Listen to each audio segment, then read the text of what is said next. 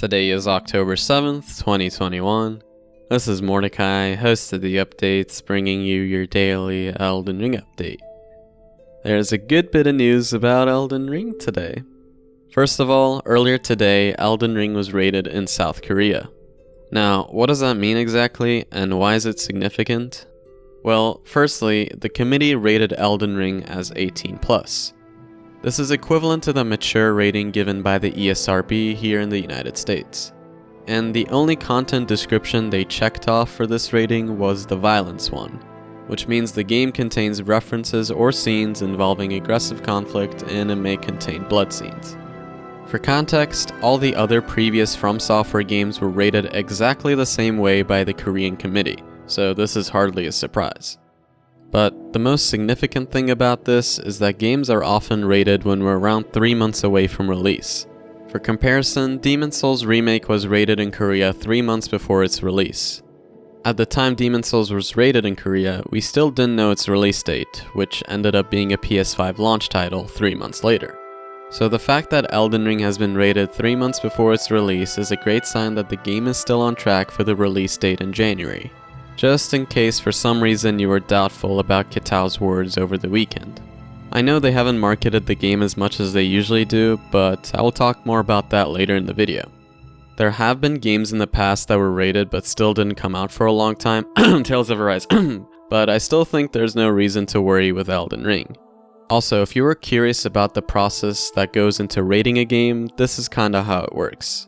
Basically, when a publisher plans to release a video game, they submit an application to different local branches. In this case, Bandai Namco Korea sent an application to the GRAC, which is the Korean Rating Committee. Then, publishers send video footage of the actual game, which includes the most extreme examples of offensive content and gameplay. The raters then view said footage and assign a rating accordingly. I think it's important to note that they don't actually play the game, at least I know that's the case for the ESRB here. Thus, the simple fact that Namco showed off the most offensive footage in Elden Ring for rating is a good sign and great news.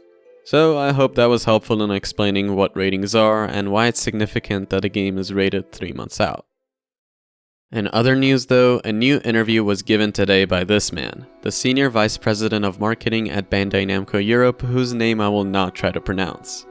In the interview, he gives us some insight regarding Elden Ring's marketing.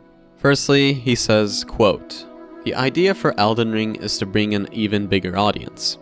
As such, we have 3 people dedicated to the franchise over here across Europe. From Software and Bandai Namco has this desire to broaden the fanbase, so we have big ambitions. Which I think is why Kitao and Miyazaki have constantly been saying that while Elden Ring will still be difficult, it is more accessible than ever before with all the various ways to go about the combat." He continues by saying, quote, "But I feel what we are making is going to please a lot of people, and that's the most important thing. I feel more confident in January than publishing at Christmas or at the end of the fiscal year in March, when everyone is trying to push a product. And when you have the right game, like Elden Ring, people would buy it on Christmas Eve." I guess this approach makes sense, but even early 2022 is still looking to be very competitive, with other games like Horizon Forbidden West, Dying Light 2, Monster Hunter Rise's PC port, and so on releasing at the same time. Though I'm not really complaining because I would much prefer January than waiting till March. Finally, he ends the interview by saying, "To go from Tekken to Dark Souls to Elden Ring to Peppa Pig, that's fantastic.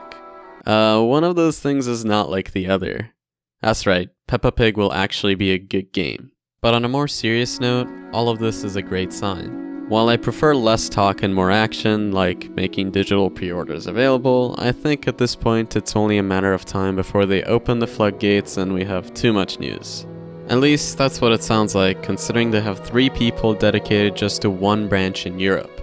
And Bandai Namco is huge. I mean, they have branches everywhere. US, Europe, Middle East, Australia, Korea, Brazil, and so on. So I guess we'll see what they have in store for us in the next 100 or so days. Anyway, this has been your daily Elden Ring update for October 7th, 2021. Yeah. Can you blink for me if Elden Ring is going to be there this year?